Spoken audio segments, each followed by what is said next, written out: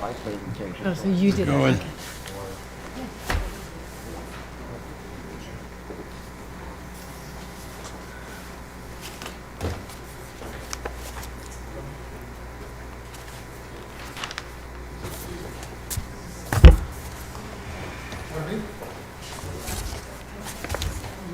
Let's see.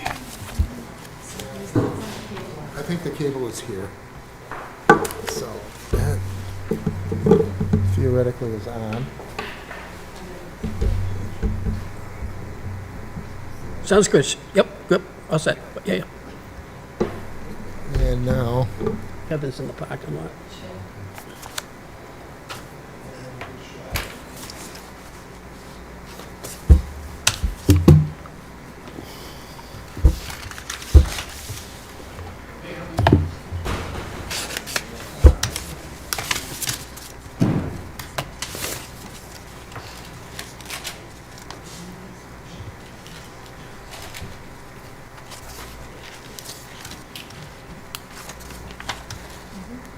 All right, seeing how it's 6:30, if you have a cell phone, if you would put it on silence, please, and also make note that the meeting is being recorded.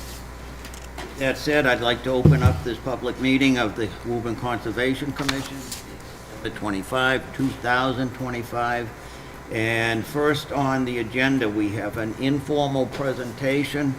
It's a presentation of conceptual design for the new fire station at 240 Lexington Street.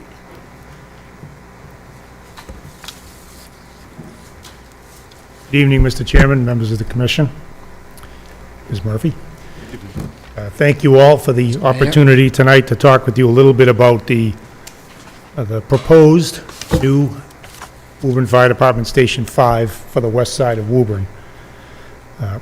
We have a presentation for you directly on point to the issues that concern you the most and affect your jurisdiction and your views of the world. But before we get into that, if I could, I'd just like to talk very briefly how we got to this point, just so you have the background and the context. So early last year, the City Council approved a $30 million bond authorization that would allow us to build 2 new fire stations. One would replace Station 4 in East Woburn near the Goodyear School. The second would replace Station 5, which is currently sitting next to the YMCA on Lexington Street. The Station 4 process is well underway. Little easier task. Basically, we've torn down the old Station 4. We'll be replacing that with the new station on the exact same site. In the meantime, the companies working out of Station 4 have moved to temporary quarters still over in East Woburn. Station 5 is a little more tricky. The model, the design that we're using for our stations simply does not fit on the current site of Station 5. I'm not even sure if we could build the current Station 5 today if we were starting over where it is. So we need a new site. So we've been exploring for a while now various locations on the west side for a Station 5. And, the parameters are, it's got to be a big enough site. It's got to be in the proximity for response for calls. Obviously, where you put a fire station matters. And then lastly, it has to be land that we already own as a city. So we explored a couple of different locations over there, including the Tarkey School site,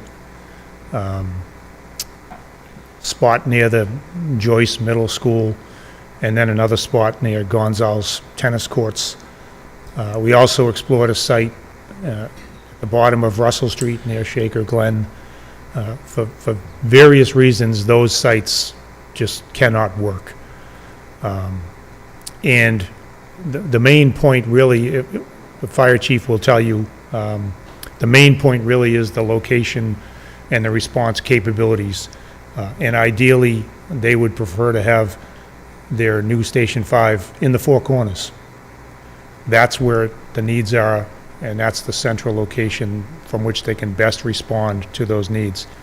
So The location that we began to explore even deeper was the ball field area next to the Reeve School, Gillis Ball Field. And we began exploring the possibility of putting the station there some months ago. Rick Rice from Danisco will fill you in on the steps we've taken, but suffice to say, we have gotten to a point where we think it can work. A couple of other hurdles obviously need to get over.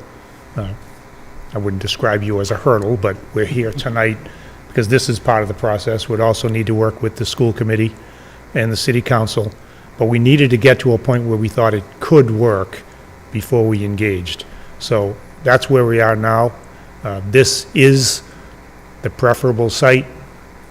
We think it's really the most realistic, and it is where the fire chief would prefer this building be to satisfy the public safety needs of the city, and particularly the west side. So that's the background, that's the context, that's why we're here. And at this point, I'd like to turn it over to Rick Rice to give you the presentation, unless you have any questions of me right now. Thank you. Thank you. Thank you.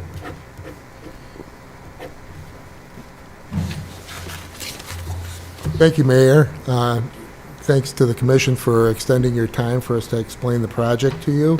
With me is Amy Ball from Horsley Witten Group, who will talk to the environmental and the stormwater management aspect of the project. Is Steve here?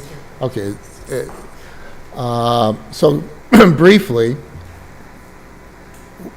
this is the entire Reeves site, and we are talking about using this portion here for the new Station 5. Maybe, Amy, you want to talk about the attributes of the site with the photos? So one of the reasons, of course, we're before the commission is because we have a few wetland resource areas. There is a stream, it's unnamed, but it does show on the current USGS map as a perennial stream. Has fairly well-defined banks. Is it the down arrow? There we go. These are just other aspects of the site. This is looking north of where we would propose the new fire station along the existing drive or access to the parking lot, sort of in the most southern portion of the Reeve School site. And then on the right-hand side, we have a view from the corner of the baseball field looking back toward the parking lot. So you can see that for the most part, this area is open grass in the ball field. This might be a little, I'm going to jump backwards first, or jump forward. So we have had a survey done, and the wetland resource areas were flagged by Horsley Witten Group. We have this perennial stream, which flows from the eastern side of the site to the north and then northwest, and then off-site below, beneath Lexington Street. And there are two small areas of adjacent bordering vegetated wetlands. You can see on this particular site screen that you have both the 100-foot. Oh, okay, good. Thank you. Oh, right here. Does it show up there, though? Yes. There you go. Ah. So we have all of the resource areas mapped out, as well as the local 25-foot no disturb zone, the 100-foot buffer to the banks of the stream, and or the 100-foot buffer to the BBW itself. We show the 150-foot local buffer zone, as well as the 200-foot riverfront area, which extends way up here. I'm going to go back 2 slides if I can. I can't. This way. So,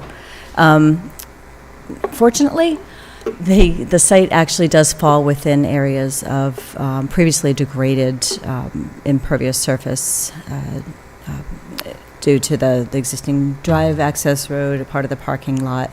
And it covers approximately 4% of the riverfront area on this site. So we are proposing to bring it before the commission as a riverfront area redevelopment project. Doing the math, you're allowed up to 10% when you have a previously existing degraded condition prior to 1996. And we have some USGS maps and some aerial photographs that kind of demonstrate that this has been here for quite some time, since maybe the 1950s or 60s. The point of the riverfront area regulations here are that we need to basically make the site better. Commission's, I'm sure, familiar with the riverfront area redevelopment. We will be proposing stormwater management, and my colleague Steve Stanish will talk a little bit about how we propose to, do this in a conceptual plan right now. You'll see the project should not be getting any closer to the river, or not any closer than within 100 feet, and that we'll need to try and work as far away from the river.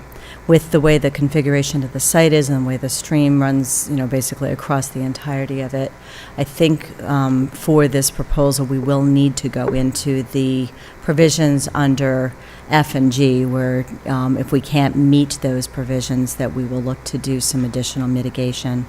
We see that the ball field is no longer going to be in use, it is certainly a great opportunity to revegetate that area, make a pollinator meadow, do some other creative invasive species management, things like that to make the site better. And so we've got a few ideas about that, and if the commission has any thoughts, we're more than happy to hear them. And then, of course, we also know that the alternatives, the mayor has gone into a bit of the background on how we arrived at this particular site, and then how we're going to minimize all of our impacts to the riverfront area in particular. And we will have stormwater management, and then we will also adhere to the 25-foot no disturb zone. And I think this next site is, there you go. You want to talk a little bit I'll about talk that? a little bit about how we're using the site. So one thing that is important for the fire department is to have its own unfettered access to Lexington Street. And so that's what we have here. It's desirable to be as far as away from the school entrance as possible, and we are bound by the setbacks from the culvert that crosses Lexington Street. So this is our proposed curb cut. It is a 3-bay station. The mayor mentioned it's a duplicate of what is going up in the East Woburn Station 4 site. There is parking for firefighters. There is 16 cars plus a accessible space, and the 16 cars would be on site for shift change, and while having the station access this cut through, or this road that actually goes back to I think it's Porter in the back, isn't desirable for emergency traffic coming up and mixing it up with parents and drop-offs. For the purposes of getting on and off the site for shift chains, this works, and this works with our grading. So it's a watch room, apparatus bay, back of the house decon lockers for the firefighters, and basically mechanical spaces here, and up above is the dorm rooms, kitchen, and exercise room. Steve, you wanna? Good evening, everyone. My name is Steve Stanish with Horsley Witten Group. I'm here to discuss the proposed stormwater plan for this site.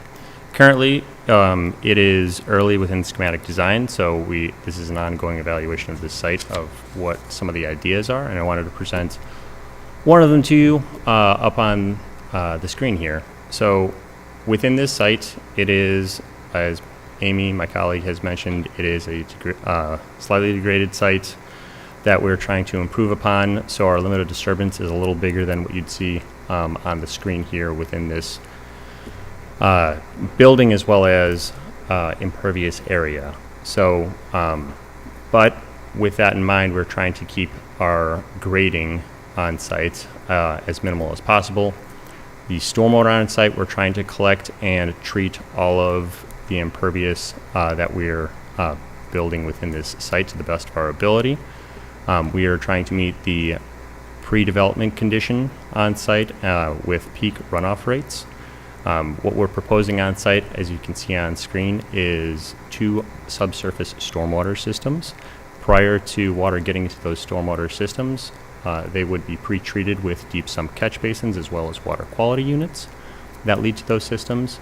Those systems in the larger storm events would overflow at grade via flared end section. Those 2 dots in green that you see at the bottom of the slope would outfall to this opened meadow area. That area currently is a degraded baseball field, which we are looking to restore to a meadow space.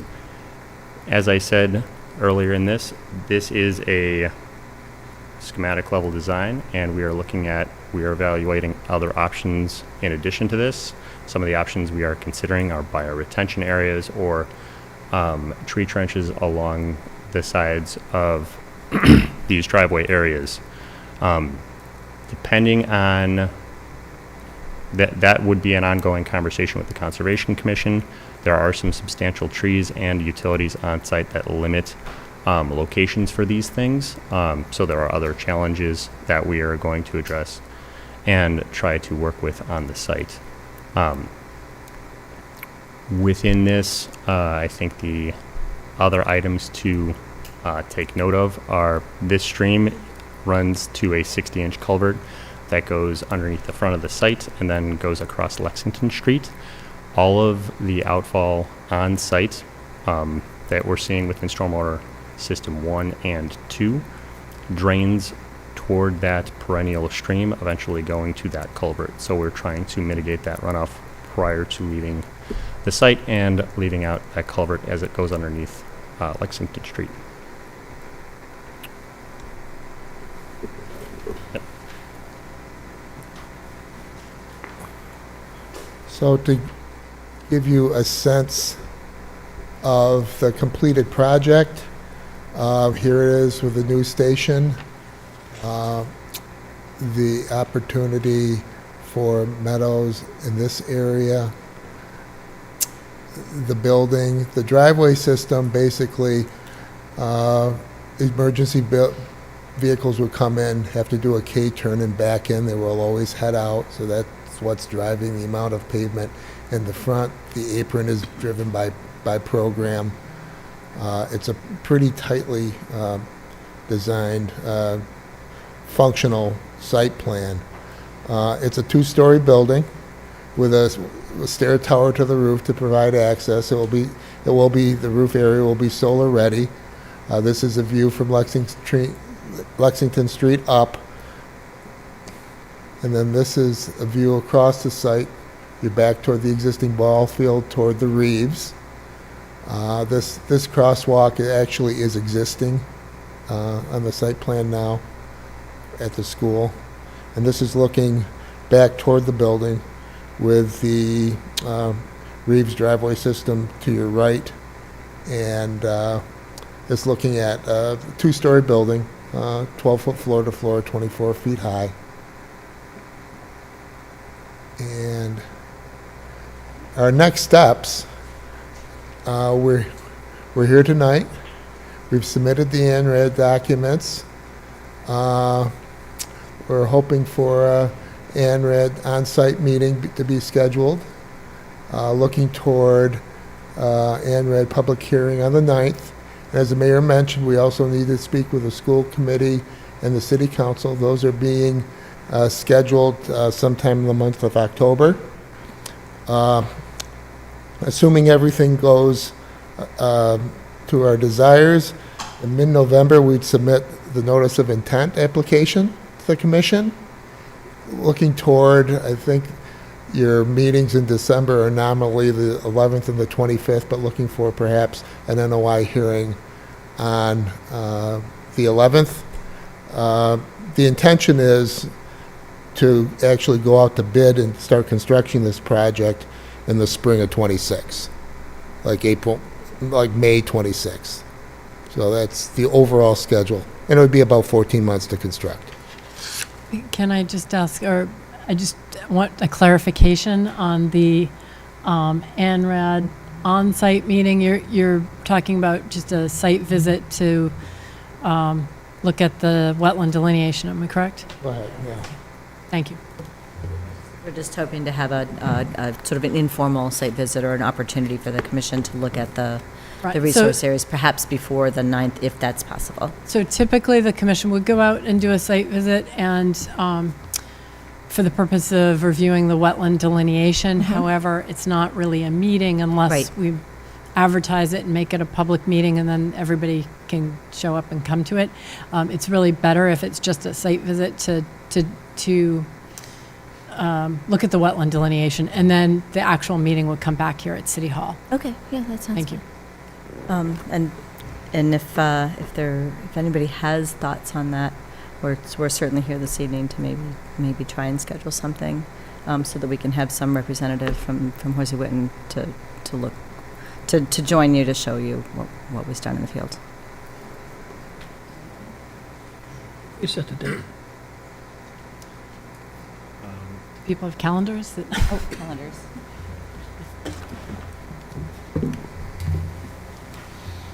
I'm available next week through Thursday, so.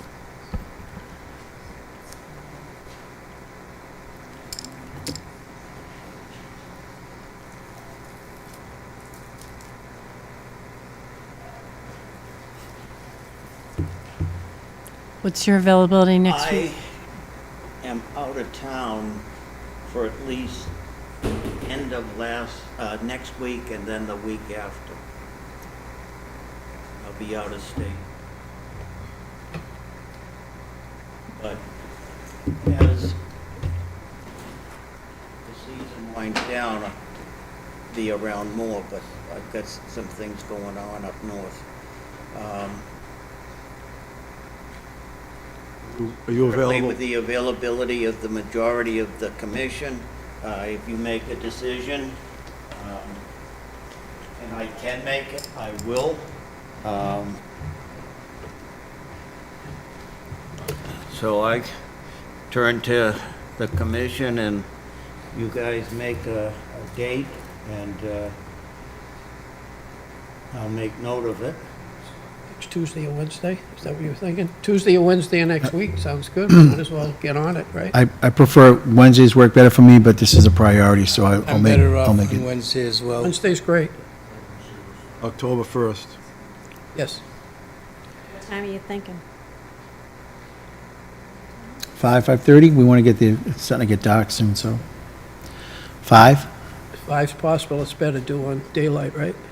I'm good with that. So I'd say the 1st at 5 o'clock. Oh, yeah. 5 o'clock? Yes. October 1. Yep. If I can get down, I will. Are there any other questions? Then I'll shut her down. I was just curious, is there going to be another lot created out there for this? At this point in time, we're considering it a single lot. Okay. That's one, but there's kind of a natural location where a lot line might be someday, and we're keeping the building off of that so we don't design ourselves into a variance in case it goes the other way. Okay, thank you.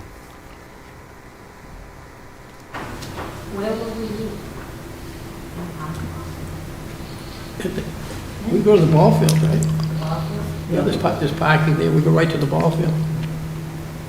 Yeah, Does that make sense, meeting at the ball field? yeah, but, yeah, oh, yes, the ball field's easy to get to, and that's an easy walk there. Okay, sounds good. Anybody else have any questions? I think the plan looks great. Thank you, and thank you for your time. Thank you very much.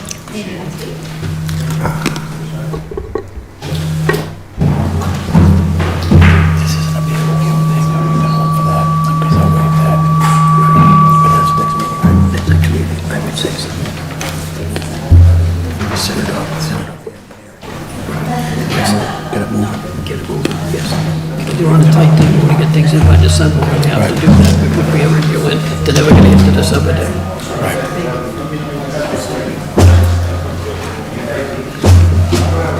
Nice meeting today.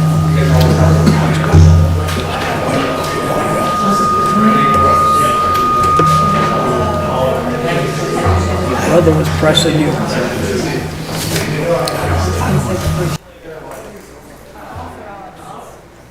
Baby steps. And Norton isn't, what, Mark's like, does he usually do that? It gives the exposure. People see that. All right, moving on. Under public hearing, Edmond Development LLC, located 28 Freedom Court Road, notice of intent DD number 348-884 for a single-family home. We did get a letter from our city solicitor, saying that the frontage is sufficient and all is the way it should be. So, if you would sign in, also state your name for the recorder. Certainly. My name's Nick Betts. I'm with Meridian Associates. Is there somewhere where you want me to put these plans, or you guys have copies you can look at? I don't have an easel. Get them up here if you want, but it's going to be hard to see. Is there anybody here for this project? Yes. Maybe show it so that they. Yeah, if you could face it out. Some members of the audience are interested, so if you face it toward them.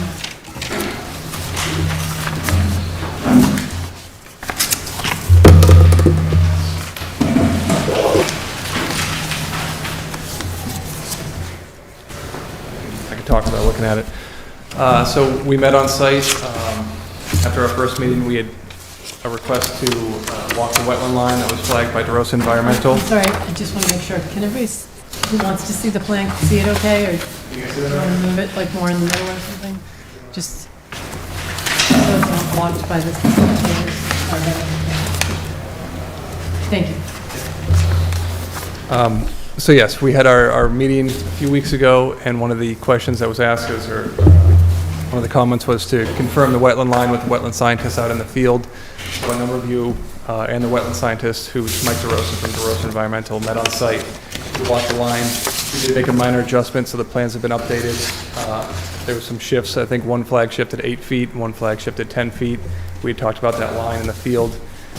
So I labeled the flags with an R because those are the ones that were relocated. So 2 of the 7 flags were relocated, which pushed the wetland a little bit closer to the proposed dwelling.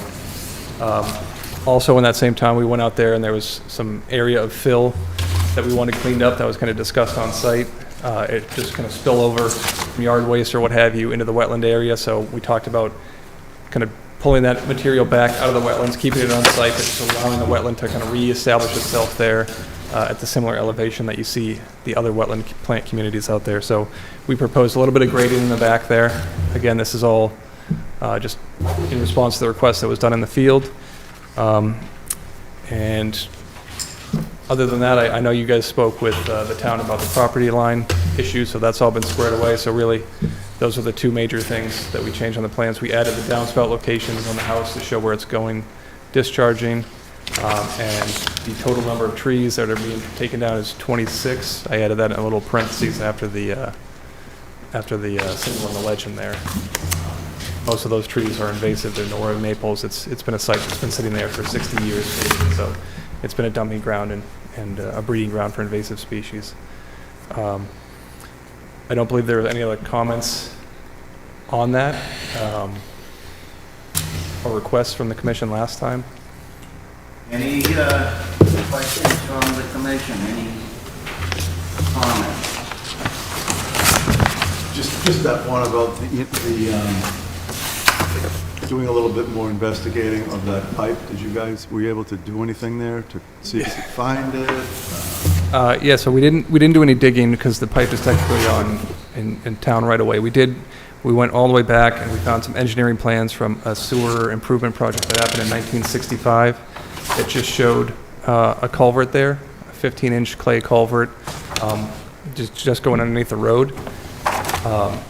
that's as far as we have. We included it on the plans as compiled because we weren't able to locate it, so we don't have the invert elevations or anything like that. We have what was provided in 1965, so it's been added to the plans, but there's been no signs of that, and we did not do any excavation. And so you're saying that that pipe, if it's there existing, it's not on your property? No, it's within the right-of-way. applicant's property. According to the plans from 1965, the pipe ends within that 40-foot right-of-way on either side of, that runs down Van Norden Road there. Okay. And I think we, on the site visit, we also discussed the fact that your engineer, I believe, or is it the wetland scientist that was out there with us? Yes, yeah. The grades seem to go both Yeah, kind of, west or north and south in Right. different directions. yes. Okay. Yeah, the road is naturally creating a high point, so the grades pitch away from it. And again, there's no sign of water on the applicant side of the road, so it's hard to know exactly where anything's going. It just doesn't appear wet. There's no signs of water. There's no running water. He's been out there in rainstorms to see water go in the pipe, but water never comes out the other side, so it's going somewhere, but it's just not coming out there. So all we have is the record from 1965 showing the location of where it was. Yeah, I've been out there a couple of times in some heavier storms. I didn't get out there today, but, and there was no water coming down from, again, the northern side of it. Right. So it looks like it would come there, but I haven't seen it yet, so. And I appreciate you trying to find that pipe. Yeah, we were intrigued by it, so we wanted to to look into it. Thank you. Anybody else? Yes, I had a question on, you have on the plan some replacement trees, but I didn't see sizes. Do you have a size that you're, It might be on the detail sheet. Typically, it's like a 2-inch caliper tree, 2.5 inch. Those are red maples, so they're usually pretty big in the nursery just because they plant so many of them, so. and that was, I'm sorry, 3 red maples? They're yes. red maples, yep.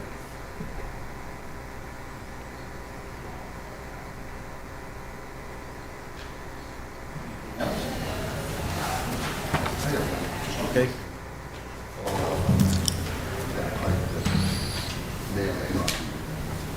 I know that I was asking about that line, that, let's just say there was a pipe there, and that water was coming through. That's where it is. Running along that line, that goes along the fence, That's fine, yep. it's all filled in.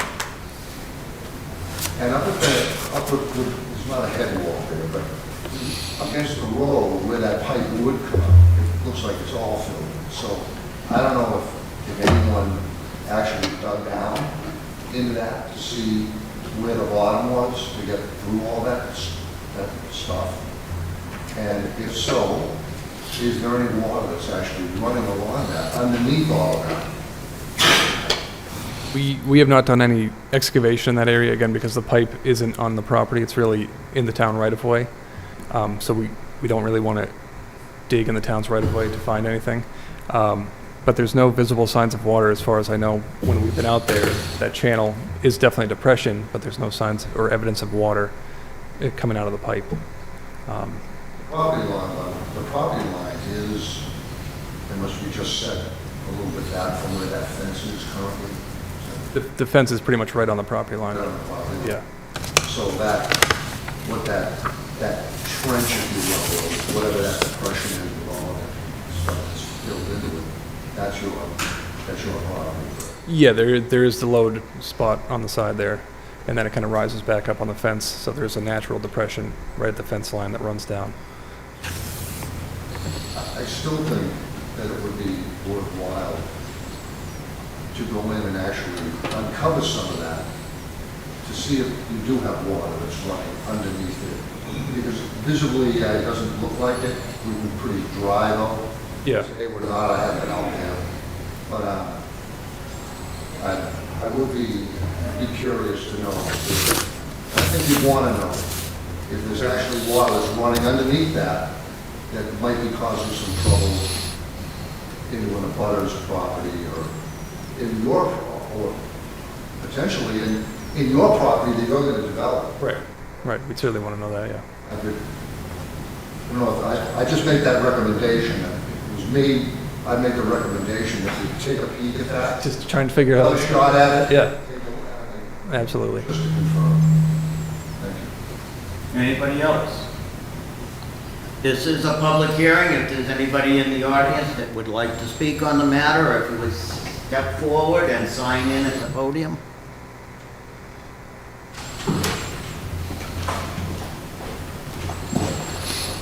Hi, my name is Susan Reedus. I own Could you 20. sign in? Oh, that makes sense. I have the same. Thank you. Apologies.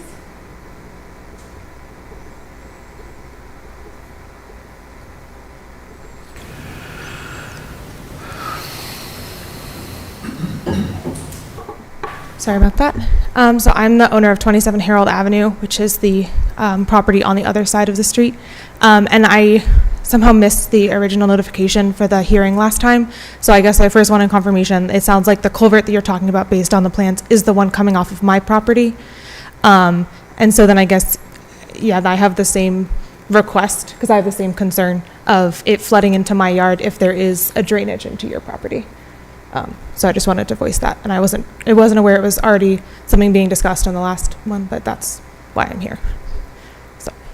Thank you. Can I just ask you, have you had any flooding issue? Like, do you see water backing up at that height? No, we do have standing water we've been calling it a brook, but culvert's probably the better term, but no noticeable flooding coming from that. Okay, yeah, thank you. Yeah, I don't see it. Anybody else?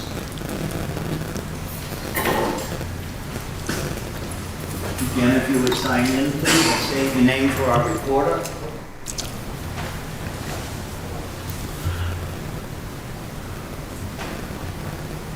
I'm Peter Vittoria, and I'm the abutter on the other side of this property.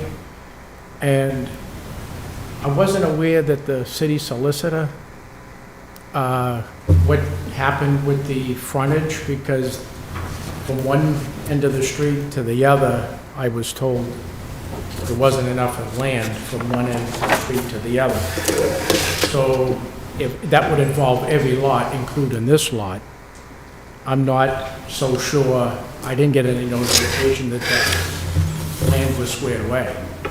So is it actually 100? If the city solicitor's got that, I didn't get any notification. I'm just kind of not sure about what the city solicitor had to say about all of this. I got it. 97. So the city solicitor only referred to this particular property, but I'm going to give you a copy of the memo. But it would, if there is a contention from one lot, one end of the street to the other end of the street, and this lot is 100, is everybody else, there's missing land, is from what I was told. If I could, just for the sake of everybody else who's present, I'm just going to read the memo into the record, just so everybody knows what it actually says. It is from the city solicitor, Mark J. Salvati. It is dated today, and it is addressed to me as a conservation administrator regarding 28 Van Norden Road. It says, "Dear Teresa, please be advised that I have reviewed the above referenced petition with the building commissioner and the planning board director, and would like to convey our position that the vacant lot, Lot 2-A on the record plan, which is the subject of the notice of intent, is a lot of record with sufficient frontage. Further, the existing house, known as Lot 1-A, is no longer the subject of a Board of Appeals variance petition and need not be considered in the commission's permitting process for Lot 2-A. Please let me know if you have any questions. Very truly yours, Mark J. Salvati, City Solicitor."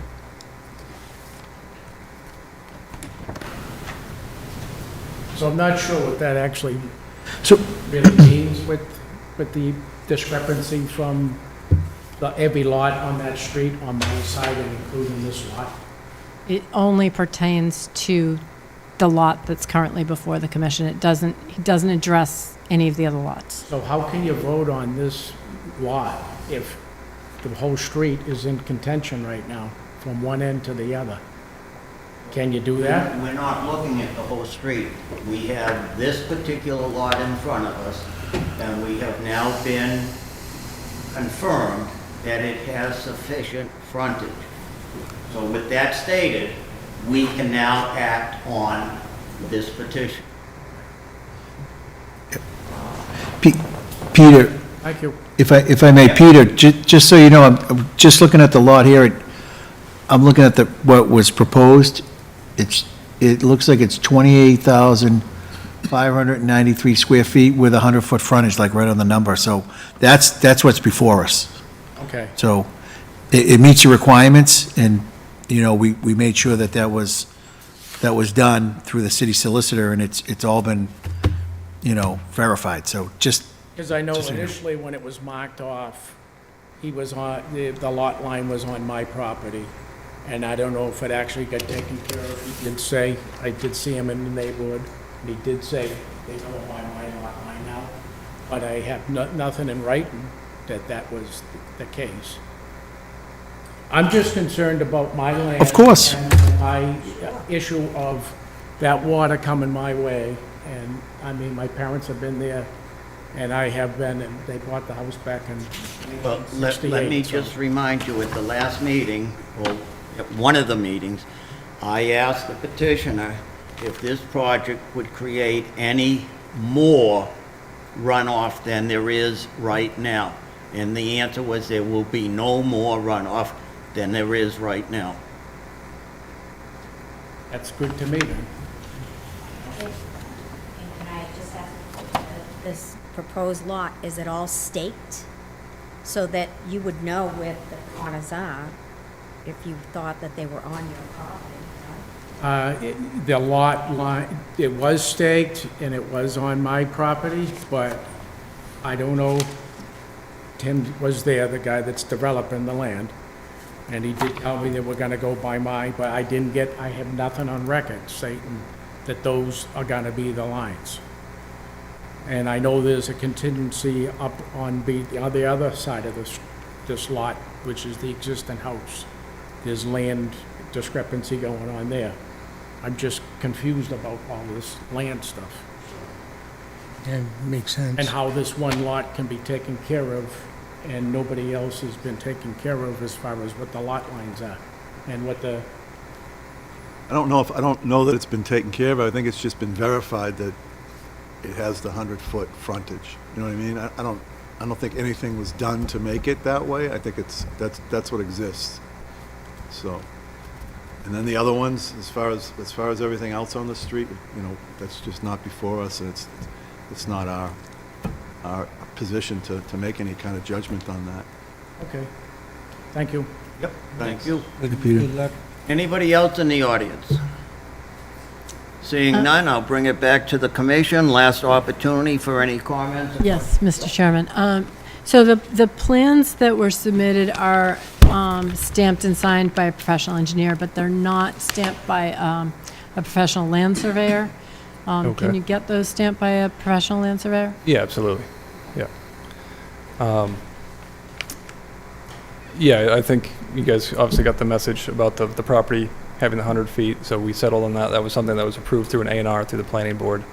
It doesn't affect the property adjacent to it or anything. It's not, we're not taking any land. There was, just to speak to Peter's comment, originally when we went out to stake the property out, we had set the corners and then we set they hammer a nail in the corner of the lot.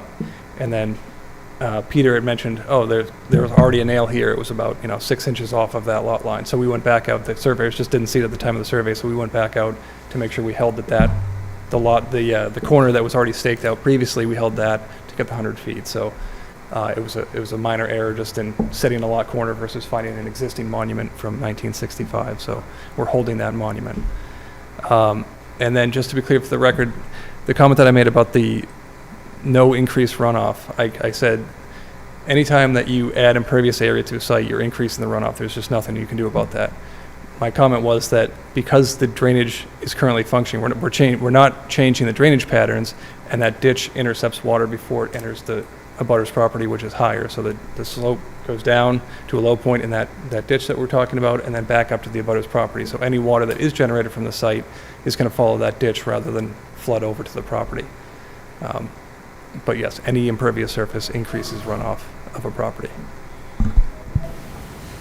If I could just make a comment there, so now we're in a position where maybe we are getting some runoff going to the ditch, and that ditch, again, as Commissioner Joyce has mentioned several times, it's filled. You know, it's not a real drainage channel now as it may have been at one time. So if we start getting water that's going in there and it's not flowing, and then it's overflowing into the neighbor's yard, that's going to be a problem that we'll have to deal with. Yeah, we're not talking about enough water to overflow here. This is, we're talking about a pretty small development over an existing the slope there. So it's not 2 feet of water that's going to come down and fill up and go over. And I understand that there's, the ditch might not be perfectly graded to drain properly, but it's not holding any water currently. So that's not because it's not seen any water, just because the water is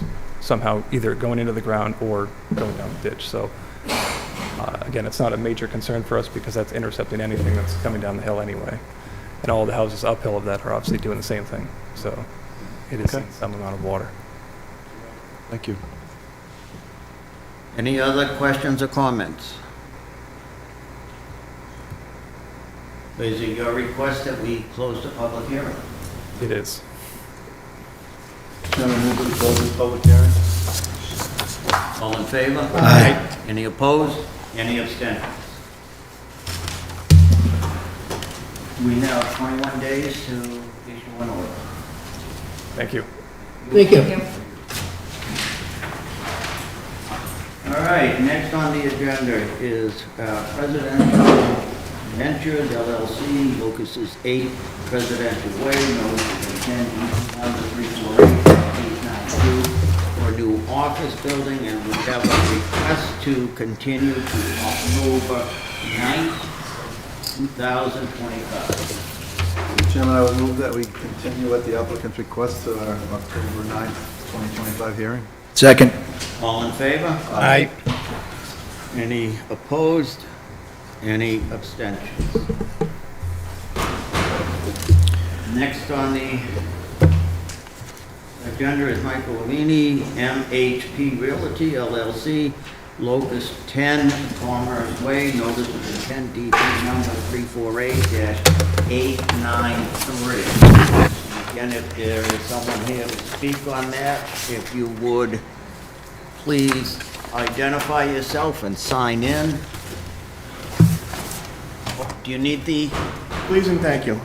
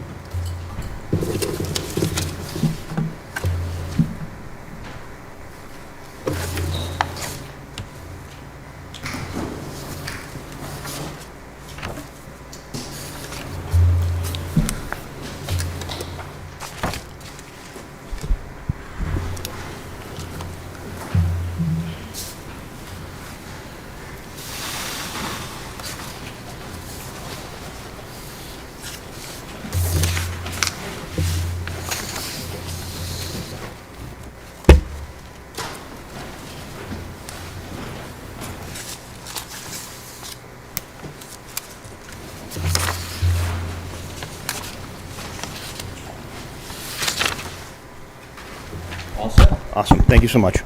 Good evening, my name is Michael Levine. I'm an architect with Cummings Properties. With me this evening is Mark Slager, civil engineer with Allen Engineering. We're both representing MHP Realty LLC on behalf of the Cummings Foundation. Thank you so much for having us here this evening. What we do is we seek to construct a single-story addition to an existing building. The addition will be shown right here. It's approximately 7,100 square feet, and the building in back is the existing building at 10 Commerce Way. What you're looking at is the east elevation. The reason why we're looking to do this is because Beth Israel Lahey Health, Winchester Hospital, wishes to expand their endoscopy center and relocate their gastro center to this location to take advantage of the synergy and the economies of having both of these services adjacent to each other. So I hope you all can read this. This is the existing conditions plan. Again, north arrow here. This building here is 10 Commerce Way. Commerce Way is out here. Woburn Mall is here. The new little daycare center that they're constructing is here. There's some wooded buffer in here. There's resource area that runs along here. This gray box is the existing Winchester Hospital location. What you see in the red lines is this is the 25-foot no disturb line, 100-foot buffer, 150-foot buffer, and a 200-foot riverfront. What we'd like to do is to construct, again, the building addition that you saw on the first slide, right in this area. Interestingly enough, what you're seeing on this plan, this presentation that I have for you is kind of a mashup of the package that I submitted originally with the NOI and some supplemental information that I shared with the commissioners earlier this week. We were very lucky enough to get some input from Mass DEP before we got here. So we made some kind of modifications on the fly. And the biggest change that came out of those DEP questions were, admittedly, there was some bad math involved. So we had to add some more pervious area here. So Mark and I sat down and looked for the right place to do it, and we decided we would eliminate 8 parking spaces potentially back here and turn that into green space so that we had some more pervious area. So as you can see, the again, we're outside the 25-foot no disturb zone, and just for clarification, so there's the resource area kind of stretches around the river, let's say, goes all the way around these two sides of the property. And there's it's paved, the site's pretty well developed, as most of you have seen over the years, right? And there's a curbing along here. So what we did, as opposed to, in a conservative way, we just came 25 feet off of the existing curb and called that considered the curb the edge of the resource area and went 25 feet off of that. So we took a conservative approach to where the buffers should start. So I know one thing that when I originally met with Conservation Administrator on this, and she said, "Hey, this is great. I think bring it to the Commission. Let's see where it goes." Was to talk about some alternative locations for this potential addition here. And as I mentioned in the opening, this is for Beth Israel Winchester to expand their existing facility. This building, as you all are aware, the courthouse is here. It was here a few years ago when we built this Sally Port. So most of you are familiar with the area. It's a single-story building, and there's no common area inside it at all, so there's like no corridors or anything. So the challenge that we faced was, hey, they're there, they'd like to expand there. We really had no other vacant space in the building to expand them. So where else could we build this addition that would be less challenging from this commission standpoint? And so we looked at a couple alternative locations. One is out in the back on the north side of the building. Again, the challenge here is it's the same as this one here. It's in the same buffers and riverfront area. So, and as you can see, a lot of the, half of the site is in all of those kind of buffers. So that was kind of ruled out. We could go down here to alternative location number 2, and really, again, 2, 3, and 4. The challenge with those are they're discontinuous to the existing space.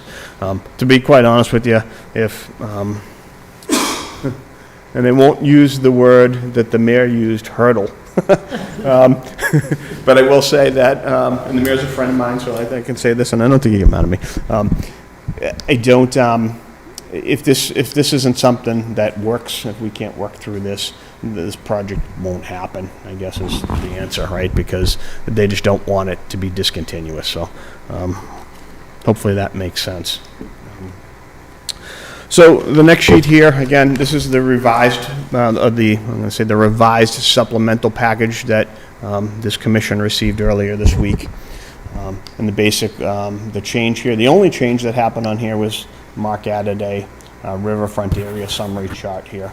But what we're proposing to do is build the addition in here, and I'm sorry, I think everybody has the plans. In here, we're going to take the roof and recharge it in here. So we'll put a little Cultec system here. The Cultec system, we were there, we'll go back a bit. Tuesday, we dug a hole here, and it looks like I'm not going to put words in Mark's mouth, but the drainage, the soil conditions are ideal for drainage, so the water just doesn't go right down through. It should work really well. We don't expect that it'll ever run into we ran a pipe from here to 2 existing catch basins. Don't expect it, and then those catch basins, this one here goes out to a head wall in the river. Don't expect it'll ever get there. So in essence, we feel, and generally, like we're making an improvement to this, right? Because this, as you know, this is all a paved parking area. There is some landscaping here, and it was the bad math that made us realize, okay, we didn't put back as much as we took out, so that's why we're gonna, and we talked about the different places, and we thought that it made sense to put the additional landscaping in the same kind of zone that we took it out of, so hopefully that makes sense. So in essence, we're hoping that this, by taking some cleaner roof water and recharging it, that it's an improvement to the area.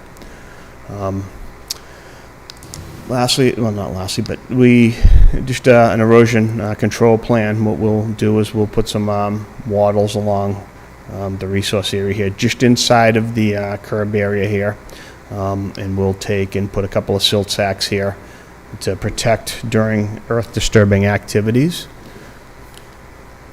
And just for reference, again, Winchester Hospital's in this area. This is how they want to, it's an architectural floor plan schematic that, you know, how these 2 areas together are gonna work. Not that it matters much, but there's a south rendering. So it's a simple building. It should fit in nicely. We do believe that while it's in some challenging areas, it does represent an improvement over what's there now. So we'd like this commission to consider that as they move forward, and we're happy to answer any questions.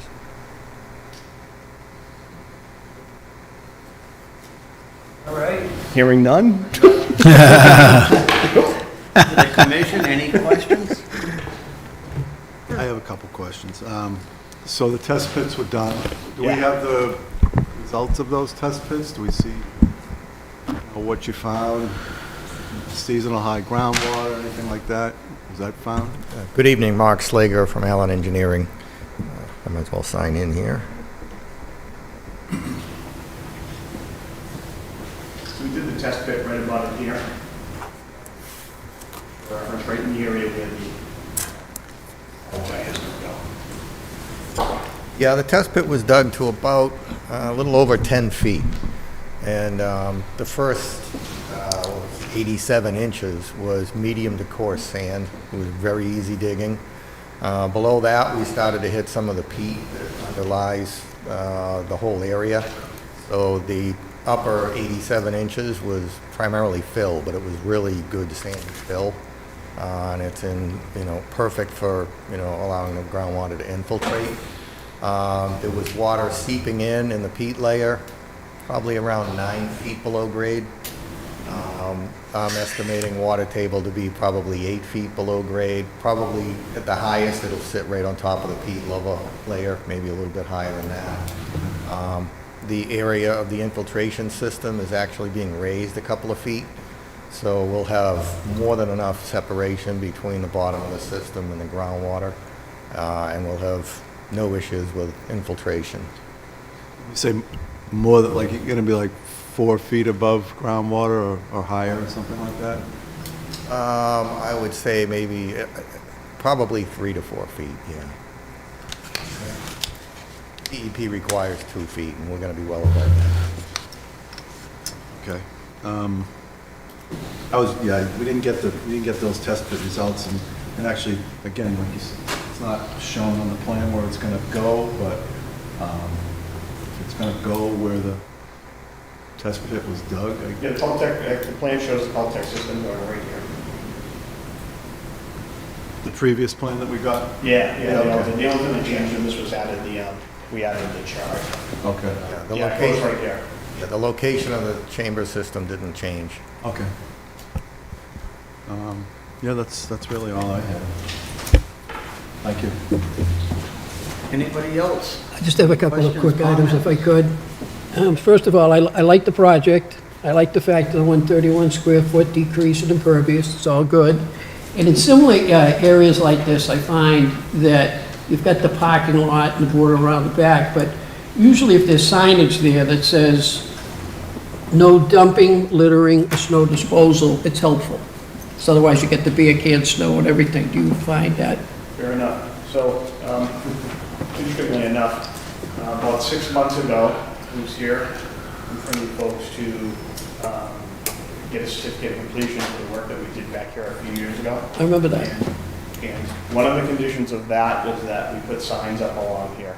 Yeah. And the signs, before I did this, I walked the site, and the signs weren't there anymore because they were garbage. They had deteriorated, so one of my colleagues took them down. So we actually replaced them. You go out there now, there's all signs along here that say no snow dump, no salt, no snow dump and salt, basically. So on those signs that are out there, I'm just curious for, because you've got the before and after. Do you think you're better off with the signs? You think they're effective? Yeah, we basically, it's good because we're not, to my knowledge, no one's dumping snow back there. We're not hauling snow back there. We look at it. Okay. Thank you.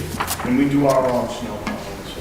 Yep, I've never seen it, I'm here all the time, so. it's a good site. Thank you. Anybody else? This is a public hearing. If there's anybody in the audience that would like to speak on the matter? That's one of my other colleagues who helped do the plans.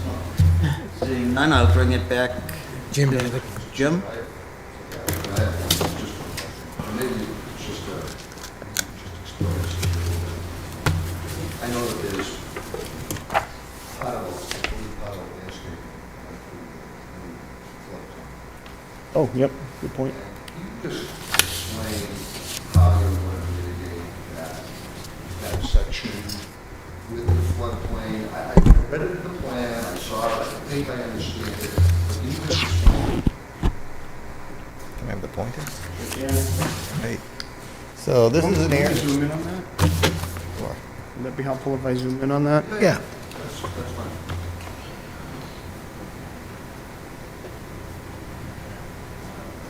Good? Can you move it up a little? I think so. I'm have to back out of it next. Good? So, yeah, this green line here, faint green line, is the existing floodplain. Basically, this is the floodplain in here. It follows along the curb, and then it scoots up along the existing island, and then back down along the curb, and then down into the parking area. The low point is this catch basin here. Essentially, what we're doing is making a cut through in the island, but the work is within the floodplain. This ground is actually going to be lower than what's there now. So in paving that and making the ground lower, we're actually providing more flood storage on the site. It's pretty negligible compared to the overall floodplain for the Aberjona River, but nonetheless, there is a additional flood storage that's going to occur in this area.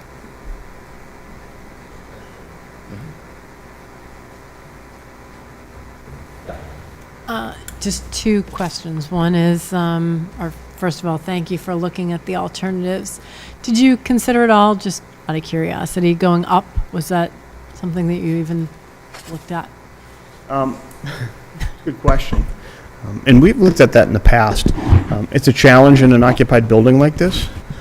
One of the other challenges we're finding too here, and we were out here the other day, is because of the soil condition. So this, Mark and I were out there Tuesday when we were digging the hole, and the structural engineer was out there as well. And I don't want to date anybody, but apparently this used to be a lake, and maybe some of you folks knew when it was a lake, maybe not though. So the soils that are there, even the foundation becomes a little challenging. We're gonna have to go a little deeper than we normally would. So to add additional load, to answer your question, to add additional load on a system that was, built to be one story already would be a little bit challenge. And then moving people out to kind of do that, it wasn't as feasible as we wanted it to be. Thank you.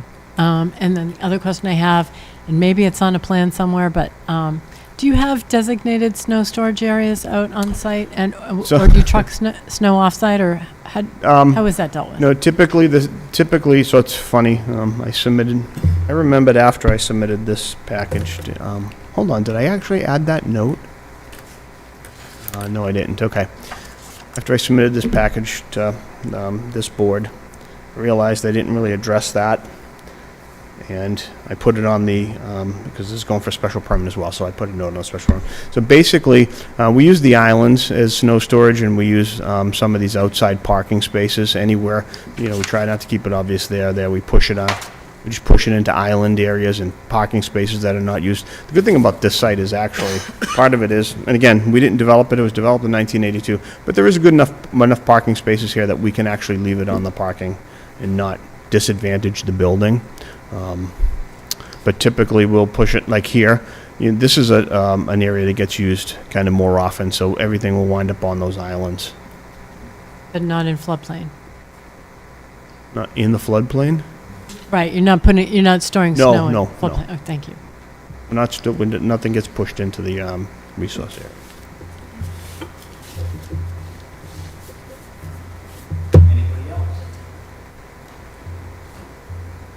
Everybody pretty satisfied with everything? I'm good. Pretty good. Is it your wish that we close the public hearing? Please and thank you. Move that we close this public hearing. Second. All in favor? Aye. Any opposed? Any abstentions? Got 21 days to issue. Awesome, thank you very much. Thank you very much. Thank you all, Appreciate have a great everything. night. Appreciate it.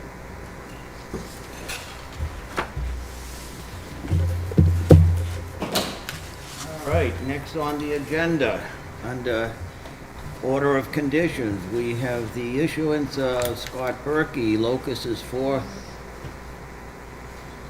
Evangeline Lane, notice of intent, DB number 348-889, for an in-ground pool and patio. I believe everybody has their draft.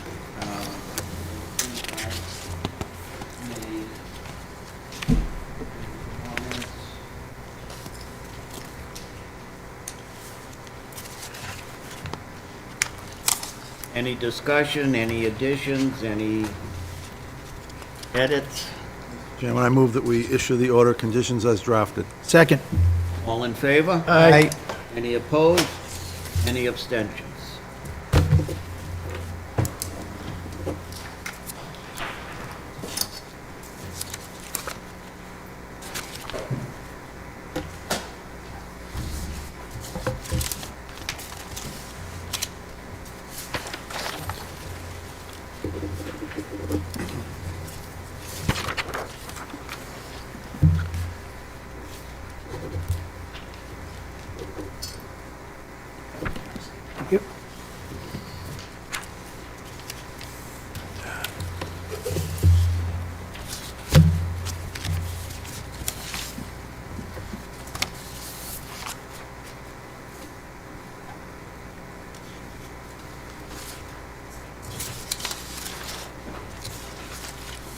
Thank you.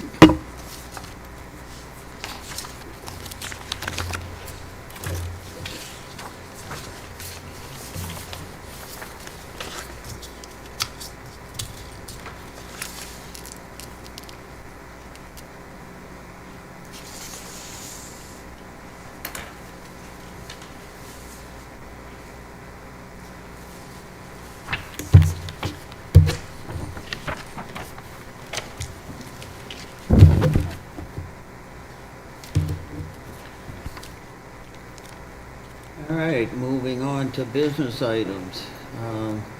The status update on the appeal to MADEP, referenced order conditions, EP number 348-0850.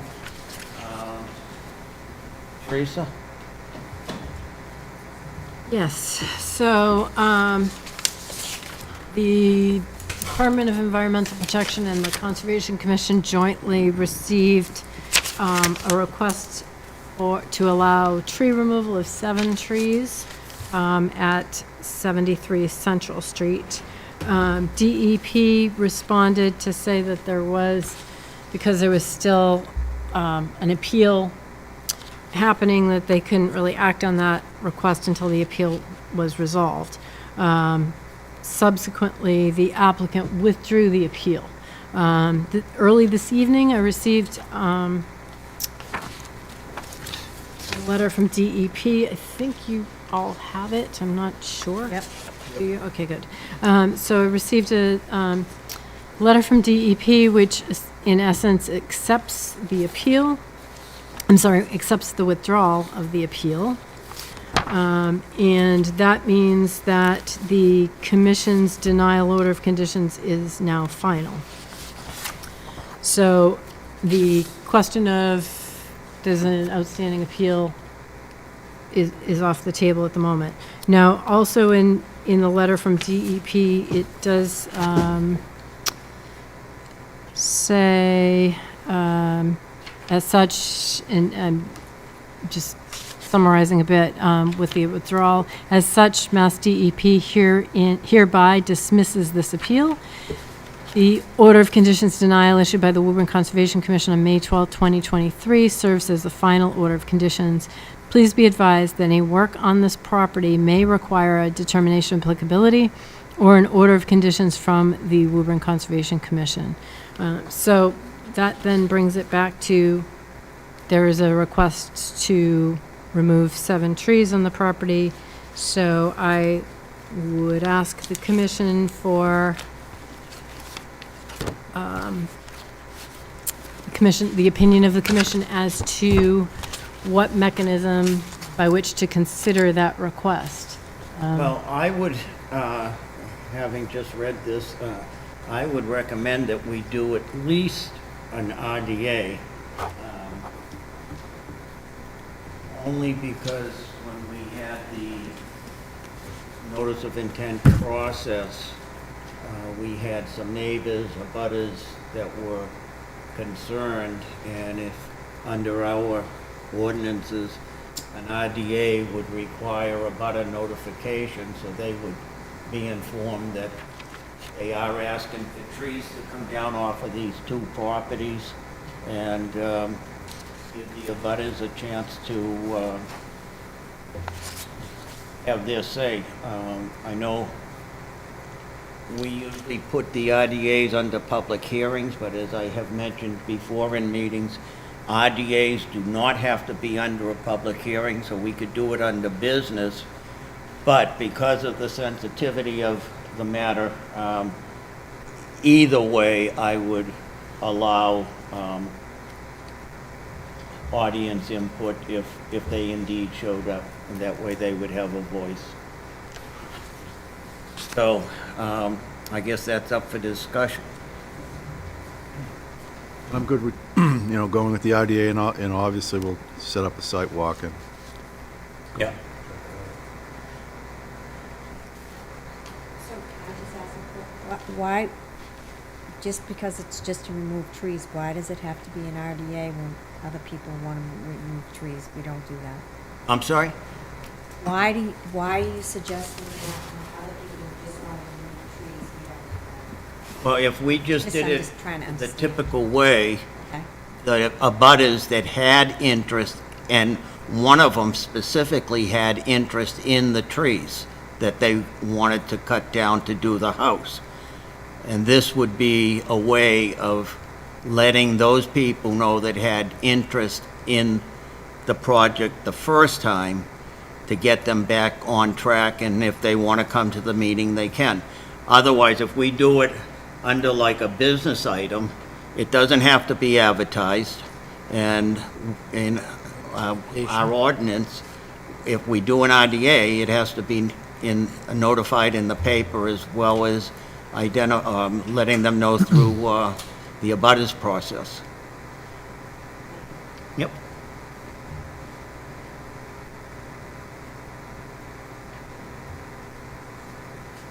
So I guess I'm looking for acceptance to go through the RDA process.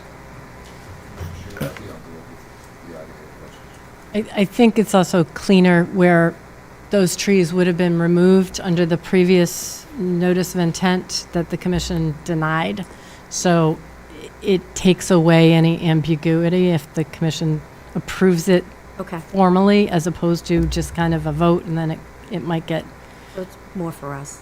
it may end up getting, I don't know, just complicated. So I think it's better all around to just make it clean.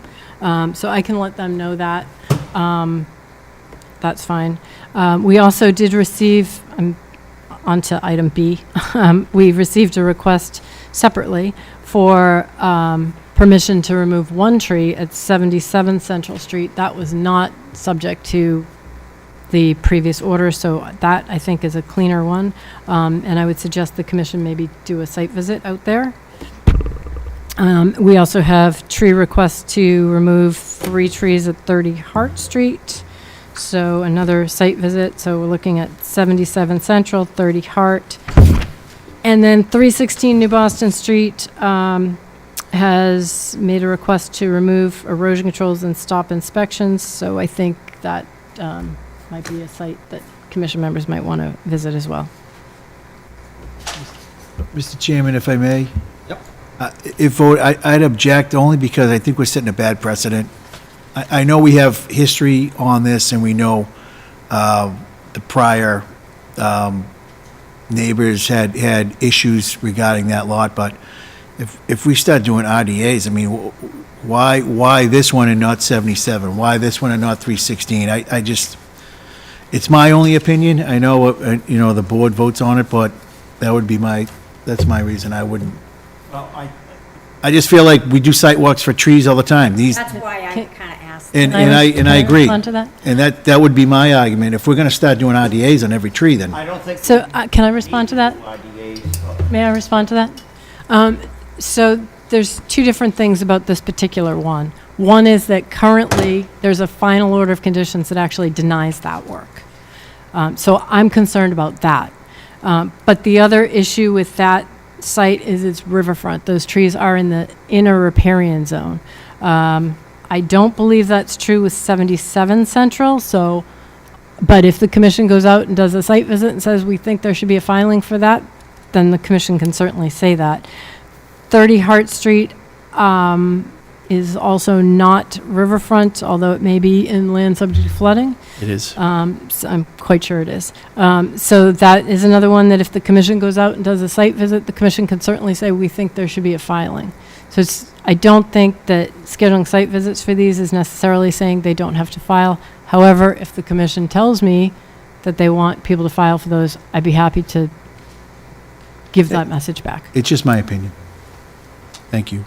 Well, I appreciate that, and I definitely agree now.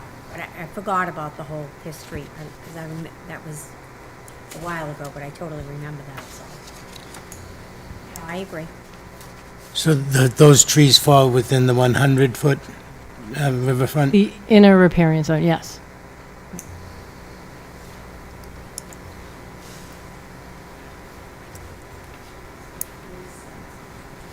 Do you think you guys would have time Can't do it that night. on October 1 at the fire station? It'd be too dark. I can't do that. That's too much for me.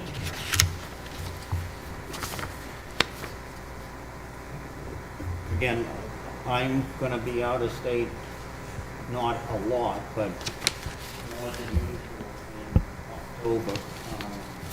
So you guys make the decision, and I will jot it down, and if, again, I'm in town, I will go. So are there 3 sites? Is it 316 Boston, 73 Central, and Silk Street? Those are the 3? Is it- No, 77 Central, 30 Hart Street, Well, 30 Hart as well, yeah. Okay. and 316 New Boston. And then, why wouldn't we do the site visit for an upcoming RDA, I guess? Oh, I mean, I think if they file it, then add it on. We don't have anything to act on right now. Is that what you're saying, Teresa? Right. Yeah, got it. they haven't filed, but they've requested. Well, I think if the commission wants to do a site visit before they file, that's fine. Yeah. But that's also not, but that's fine. I think there's a lot, there's kind of a lot that's not typical about this whole thing, this particular site. So I guess if we're staying in line with what's not typical, I guess just while we're out there. I would just caution the commission against any deliberation, really, at any of these. No, absolutely. Can I ask one question first, and we might not know the answer to it? On the matter of 73 Central Street, it's 7 trees, is that correct, Teresa? Yes. Are they marked? Yes. Yep. Got it. All right, thank you. So, does anybody have any, I mean, like I said, I'm available Monday through Thursday next week. I don't know. But would it make sense to do, I know, just a separate date for the trees? Could we get all the trees done in Oh, one? yeah, it'd be easy, yeah. I just can't do hours. Right. Yeah. Yeah, next week I'm good except for Tuesday. I've got an appointment at 6:30. But I would think we would go, so I don't know if I'd be able to do 3 in one, if we do them all in, but on a Tuesday. Well, 2 of them are on the same street, aren't they? Yes. Right. Yeah, the Central's right. And then we have Hart Street, which is kind of close. I don't know how far 316 would take us. But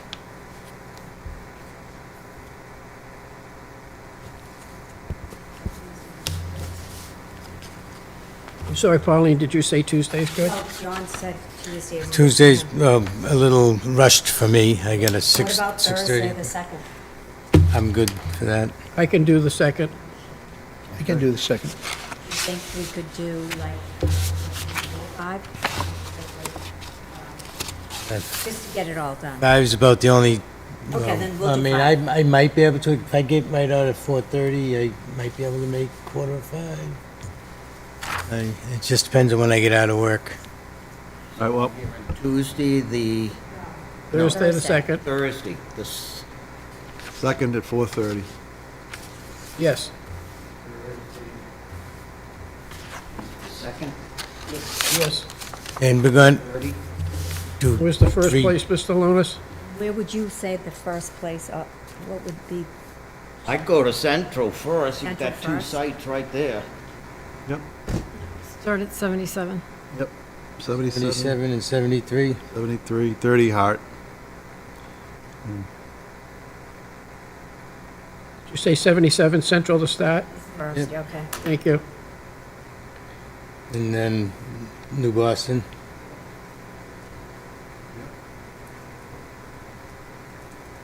Okay.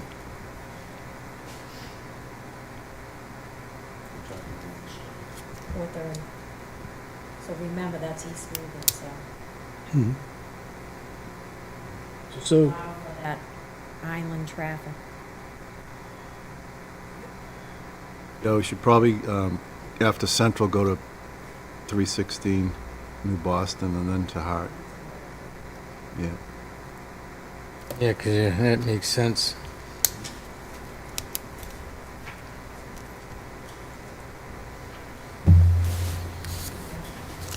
All right.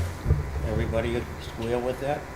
Yeah, I'll Mr. Chairman, just so clarification for myself, so have we determined it requires an RDA on that? That's what I heard, for 73, not 77. For 73, so we determined that by the board?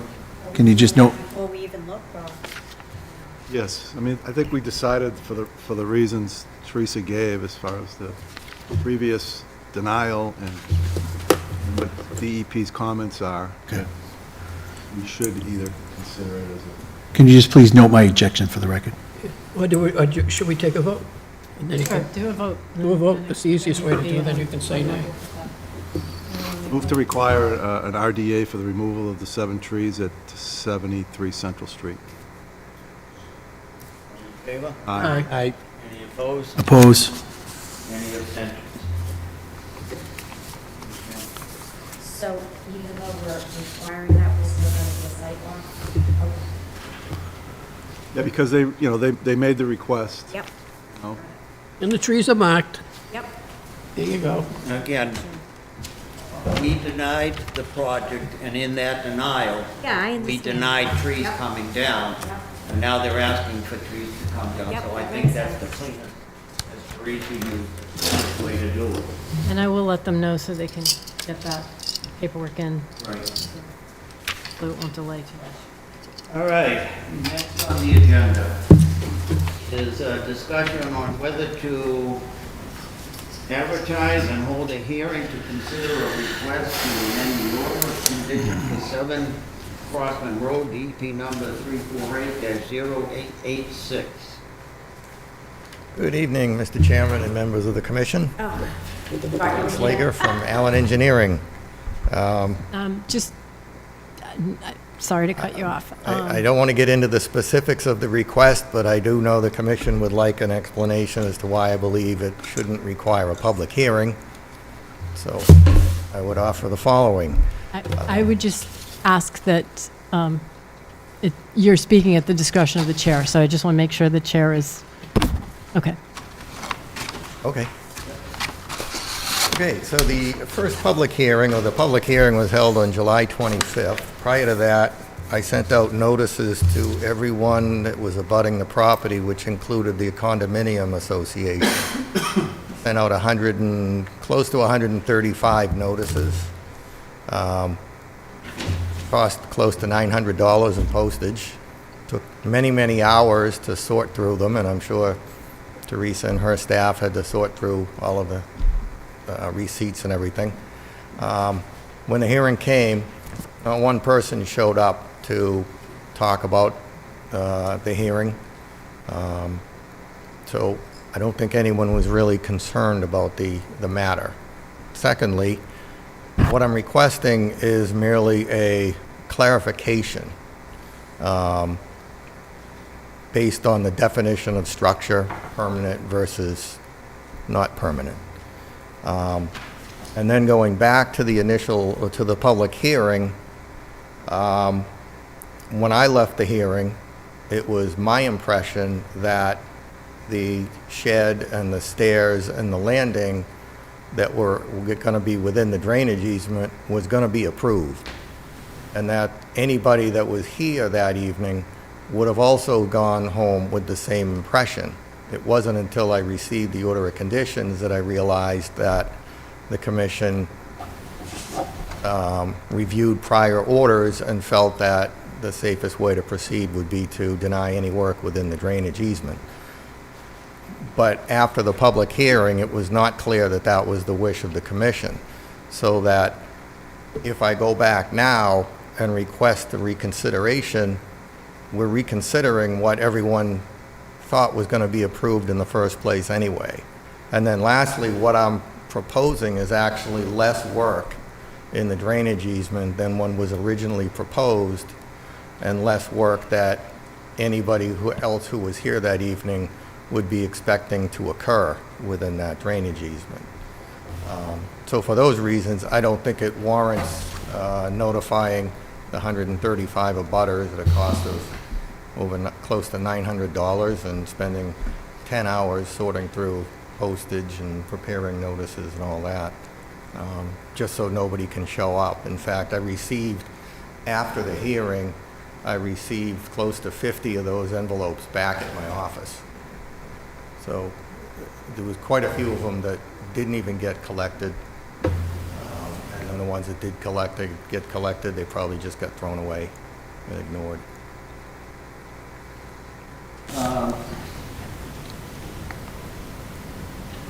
Off the top of my head, I don't have a response. I need to digest this. Anyone from the commission like to? I would just comment, and it's kind of like, you know, shame on us for not remembering that there was a condition that prohibited any structures being placed in the easement. I mean, but once it... Shame on me too for not recognizing the prior order. Okay, well, I'm glad you... There's plenty of land you brought that up. around. We all missed it. It was a big oops. I only wish I was here the night the order was issued, and we might have been able to work something out at that point, but that's all in the past. So moving forward, I felt that this would be the best way, since the order approved the other work that wasn't within the easement. If I appealed that, then I would nullify all of that approval as well. So I felt that this would be probably the easiest approach at this point. But right now, I think it's just a matter of whether or not the commission feels it warrants opening a public hearing to talk about basically what we already talked about at the original hearing.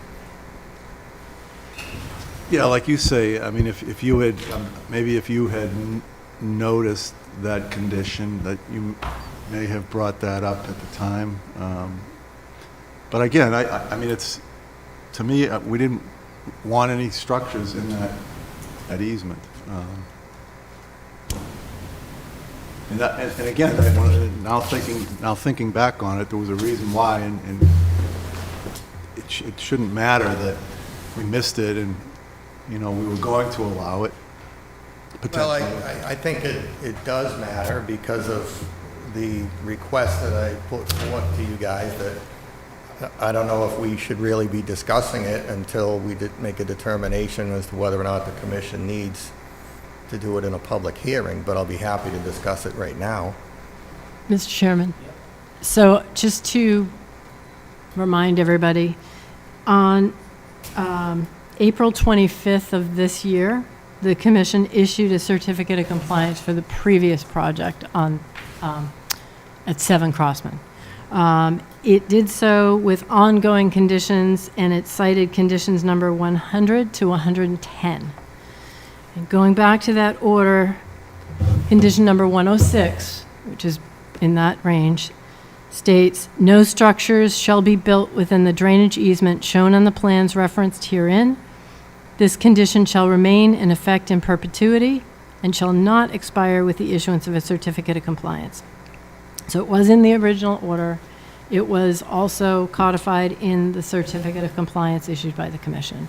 And that is why it then came into the new order, which is condition number 92, which states, "No structures shall be built within the drainage easement shown in the plans referenced herein.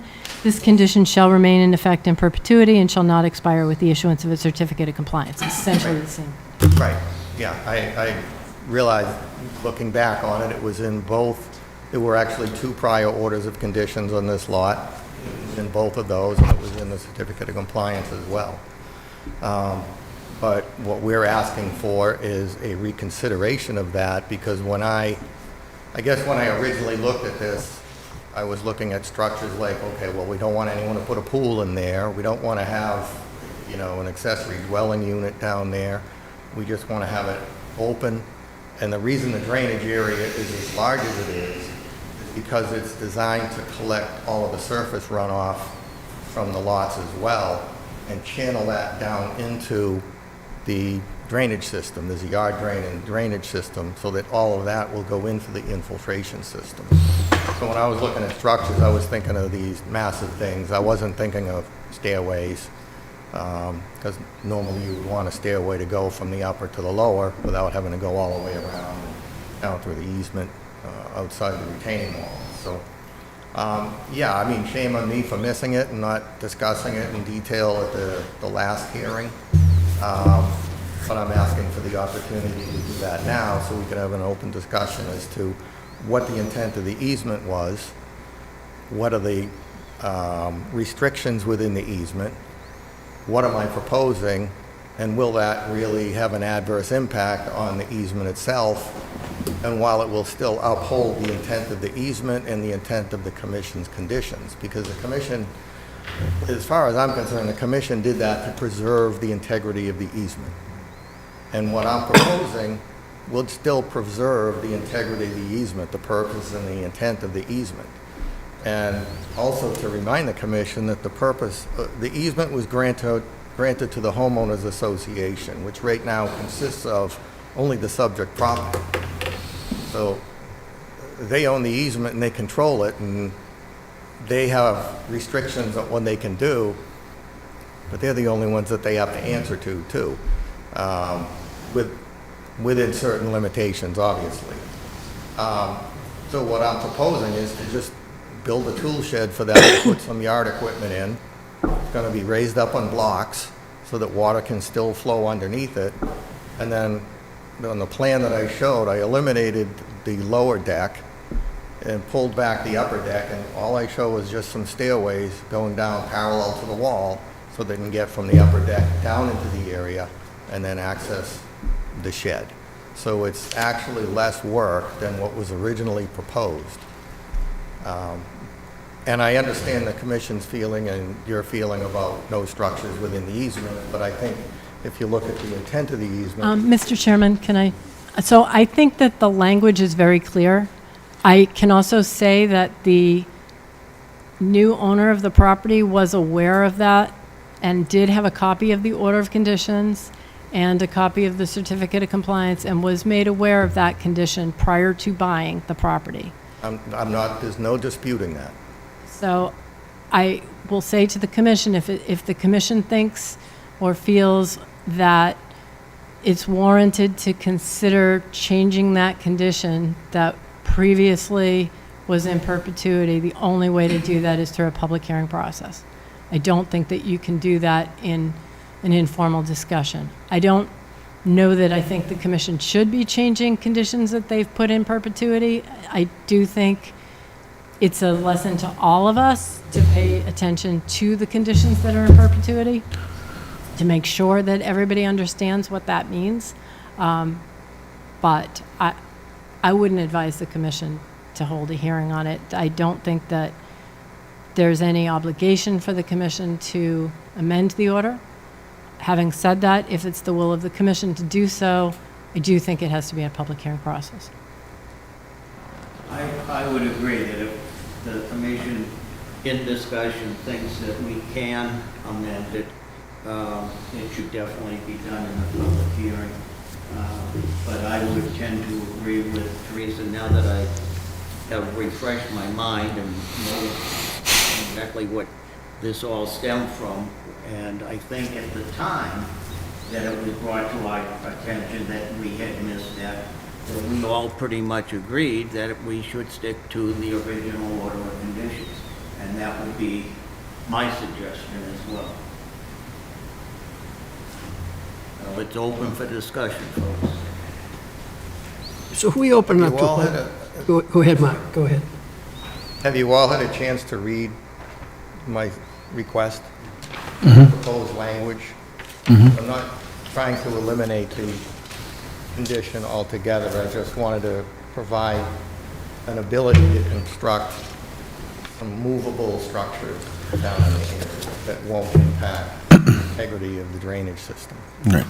And also, in reviewing the easement language itself, there is no prohibition against structures. One of the conditions of the easement says the grantors, its successors, and assigns shall have the right to use and enjoy the surface of the easement area for any legal use that does not interfere with the rights of the homeowners association hereunder. So certainly allowing some stairs down to use the grassed area and maybe a small shed does not interfere with the integrity of the easement. It's allowable under the easement. It was not allowable in the order, though. I know it wasn't allowable. So that, I mean, that's what the issue is. I honestly think that if the commission wants to consider this, it needs to be in a public hearing. I don't think that this discussion should continue outside of a public hearing if the commission thinks that they want to entertain this. If we could just for a minute here, let's pretend we do that. We move forward, it's a public hearing. That means $900, all the hours go into it, then there's a presentation, and then there's still a risk that it'll get denied. Is that correct? Well, it's not a matter of denying. The commission is being asked to amend the order. The commission does not have any obligation to act at all. Correct? If the commission does choose to act and amend the order, then the amended condition would be open for appeal. Got it. Thank you. But there's a- Condition The condition, is nothing in the drainage easement in perpetuity? In perpetuity. and that was in the previous two But I orders think on if that we property as focused well. on the structure itself, and it's not permanent. That's what, But did we say permanent versus the? I'll read it to you. No structures shall be built within the drainage easement shown in the plans referenced herein. This condition shall remain in effect in perpetuity and shall not expire with the issuance of a certificate of compliance. It doesn't say permanent, it doesn't define structure, it just says no structures.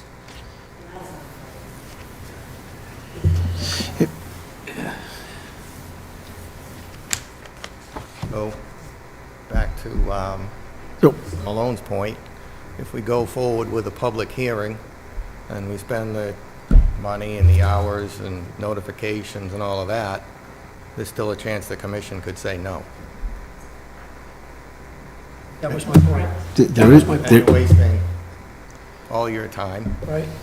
No, it's not, but I wouldn't say it's a waste of time. I wouldn't say that either, if I may, Mr. Well- Chairman. I mean, Mark, but I understand that where we're in here, but, I mean, if we acquiesce to this request, what's next?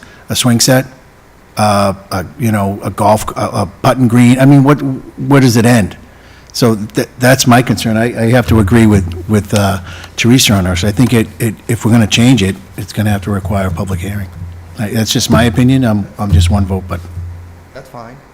I mean, if that's the pleasure of the commission, then that's the route we'll take. I guess there's certainly a risk on my part and my client's part to go through the expense and the time just to have no change to the order. do we need a majority to go that route? A majority of acceptance or voting or? You're not going to vote at all. 'cause he You're, has- Well, you in don't order really to have get- to vote, but the commission does need to make a decision whether or not whether to amend the order, but whether or not to even consider it. Right, Like if the that's what I'm commission, saying. Do we- if commission members are sitting here and thinking, I'm not going to want to change this at all, then I think this is the time to say that and say it doesn't make any sense to hold a hearing on the matter. If you do decide to hold a hearing on the matter, it doesn't tie your hands. You can still hold a hearing and then take no action. But if the feeling is, I don't, if individual commission members think we probably shouldn't be changing this order, then you probably don't want to go through I've whole already public stated hearing. my feeling. I do not think it should be changed. And I'll echo kind of what Kevin said about where does it end? Do we change the condition to say, now, after we put the shed in and the stairs, that's it. That's the end of that doesn't make any sense. We said that no structures shall go into the easement. I mean, Well, I guess where it ends does it end? It ends where you want it to end. Well, I think initially we wanted it to end with nothing in the easement. That was the initial want of the commission. Right. And I guess my initial view of what a structure was versus, I always viewed that as like a permanent structure, like I said, a tennis court or a pool or, a garage or something like that that's permanent. A shed that can be picked up and moved.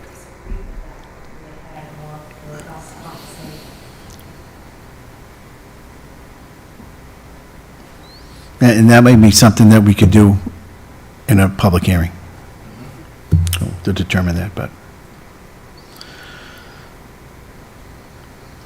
So again, it's, do we want to consider it? I'm just gonna say no. I've already said no, so, I guess we're starting to vote, but I mean, Well, you're just voting on whether or not to consider it. I mean, even for members who say, might consider it, doesn't necessarily mean that they're going to vote, change that order. But I think that if you have a lot of commission members who would say, I won't change it, then I don't think it makes a lot of sense to advertise a public hearing and go through all of that. I agree. I would consider it, but I'm not going to consider it tonight. I'm not without a public hearing. Right. Yeah, I'm leaning not to change, but I guess I would be willing to hear your case, which we pretty much have, but, and if we're going to at least consider that, I do agree it needs to be under the public hearing.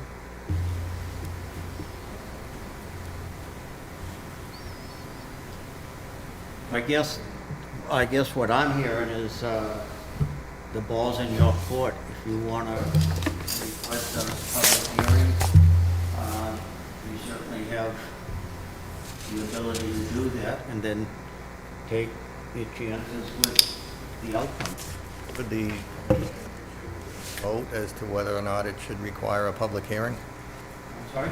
Well, I think the commission was clear that it should require a public hearing. If it was to I be think the considered. question that I posed to the commission is whether or not the commission feels that this is even worth considering, which isn't to vote on whether or not to make the change, just whether it's even worth considering. Again, I think if commission members are pretty clear that no matter what they look at this point, they'll say, well, it was in several previous orders, it's in this order, I'm not going to change that, then, I mean, that's what I'm seeking from the commission, is just to see whether or not it's even worth considering, which still doesn't mean it would be a yes. Hear from each member as to whether or not that's worth considering?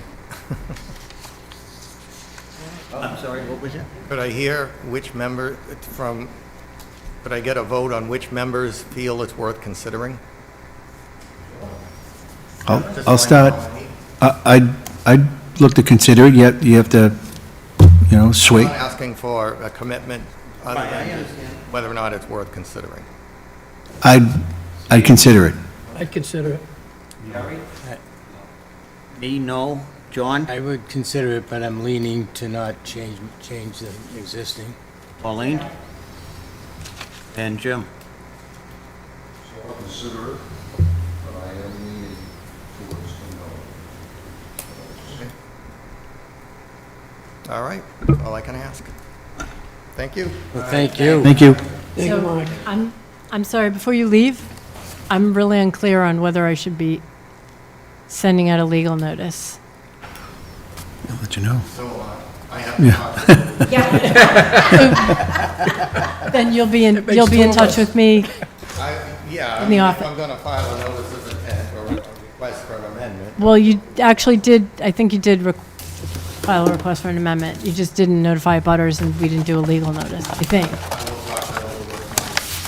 Okay. Thank you. And you'll be back in touch with me. Thank you. Thank you. Okay, thank you very much. Thank you. All right, next on the agenda is the minutes from September 11, 2025. Draft, I don't think I made any marks. Any discussion? Chairman, I move to accept the meeting minutes as drafted. All in favor? Aye. Any opposed? Any abstentions? All right, update on encroachment. Steve? So we have a couple of updates in the packets everyone's received. I'll start with the encroachment on, which one was that? Robinson Way. So we do have a letter, we have a draft. Teresa, you've mentioned to me that you've sent some edits to that draft, is that correct? Yeah, I don't know if the commission members have that draft. I gave the commission members the letter that was sent out. There was also a draft from the city solicitor that I don't believe the members do have, Steve. With apologies, But they will. there is a letter, there is a draft to go Robertson Way, penned by Mike Salvati, city solicitor. He has sent it down to Teresa. Teresa has advised him of adjusted language. That is with Mr. Salvati. Notification will happen. We will get a copy of the letter, and the applicant will have so many days to cure. Being notified that they were supposed to address the encroachment. They have not. It's been detected, and they'll have a certain amount of days to do it. So that letter is going out. It's in process, and it's being mitigated. So that's a TBD. More to follow on that. On the second matter, 82 Lexington Street, where the community gardens are. There was a meeting with Mr. Salvati, which resulted in Mr. Salvati agreeing that he would send the letter. And before sending the letter, he would call the applicant and discuss the situation with the applicant pursuant to the fact of getting a legal letter 3 years ago. Action hasn't been taken. Not only is the situation still in place of an encroachment, it's gotten worse, and it needs to be mitigated right away. He had that phone conversation. He told the resident what the content of the letter was going to be, which is immediately get the, within a certain amount of days, get the equipment off the property. Second part of it is to advise that Ed Farrell will be going out there and restaking, the property line, so the property lines will be marked, and also advising him that it's likely that granite post signs and boulders will be going to delineate the property line. So, phone call has been happened. The resident is aware. The letter has gone out. I believe everyone has a copy of that letter, is that correct? Yes. So everyone's got a copy of that, so he's got, that we'll be installing the stone bounds on the border within the next 60 days. So that's progress, that's where we are. We'll see what happens within the next 60 days. Mike Salvati did contact Mr. Farrell to get him to agree to put the markers down. That was a hurdle, it was a blocker, and it's now in place. We just need the date, and on the date that it happens, there'll be people from our commission and others down there to make sure that there will not be any interference. My understanding is that when the first property markers were put on, the demarcation was only done partially and not completely because there was interference and problems during that effort, and he stopped the work and just, couldn't complete it. So we're going to go down there to make sure that that doesn't happen this time, that the markers go in, they're where we need them to be, and that we won't have any problems when either DPW or a subcontractor goes in to install the granite posts, the signs, and the boulders. So that's my story. I'm sticking to it. That's the update. Very good. Thank you so much for your work. Good job, good job. Thank you. I've got a couple. So 42 Green Street, I believe, hopefully you guys have. You got that? Okay, good. So they found some material and they need to do some additional test pits, some of which are in the 25-foot no disturb zone. I don't know if the commission wants to approve that at this point, or... Are they going to submit They did. a plan? They did. They did. You have it. Is that the old electrical building? Yes. I thought I saw something that was being held up for historical reasons. I have no knowledge of that. I read that for sure, I don't know I where, don't think but- the test pits would be affected by that. Okay, just, I mean, they're not at the point of demolition, but the test pits is what they're doing currently. So these new B1 through 5, are those the new ones?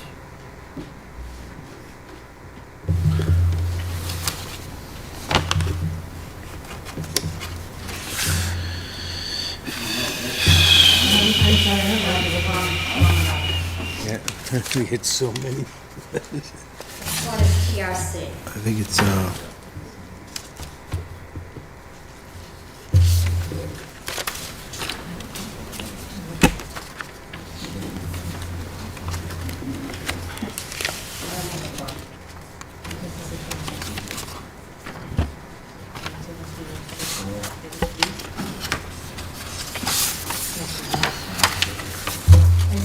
So I think that they're shown in Red? Red, yeah. And it's noted as complete only if debris is found in upland test pits, and they did find material in the upland test pits. So this So was I submitted previously? don't know if I have that file.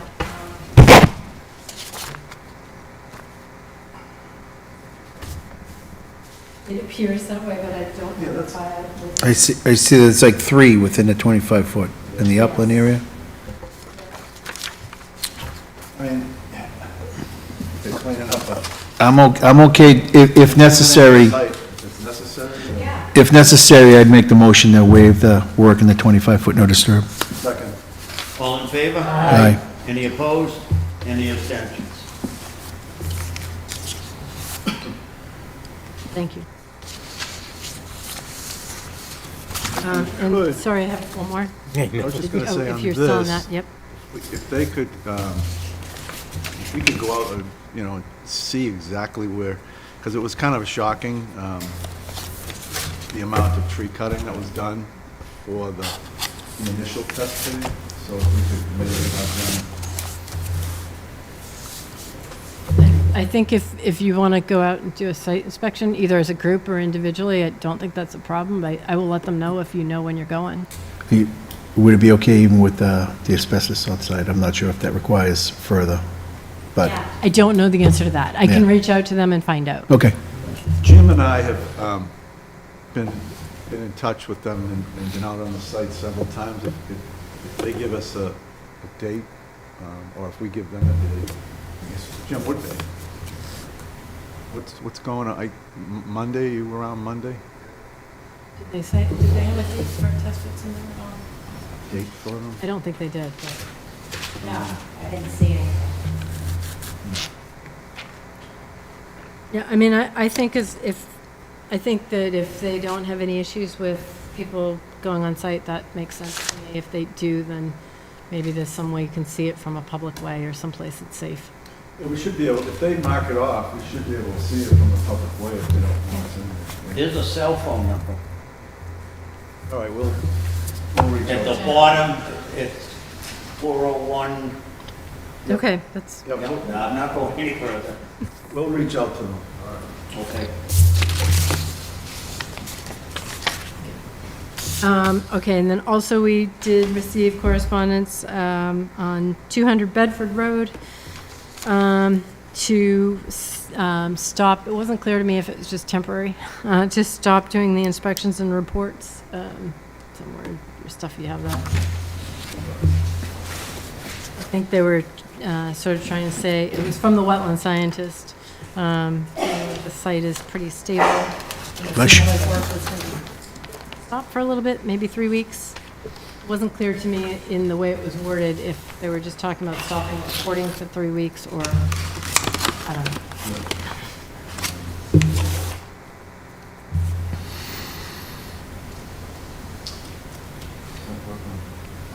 I read it that they just want to do it every couple of weeks.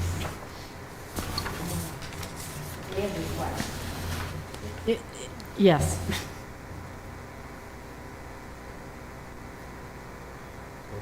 Slab only work, so there's not gonna be any digging.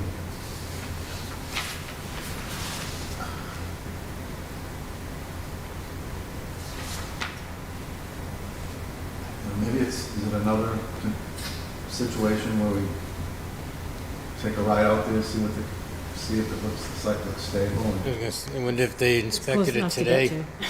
Yeah. I wonder if they went out there today. Good What question were they after the rain. supposed to do again? They asked for,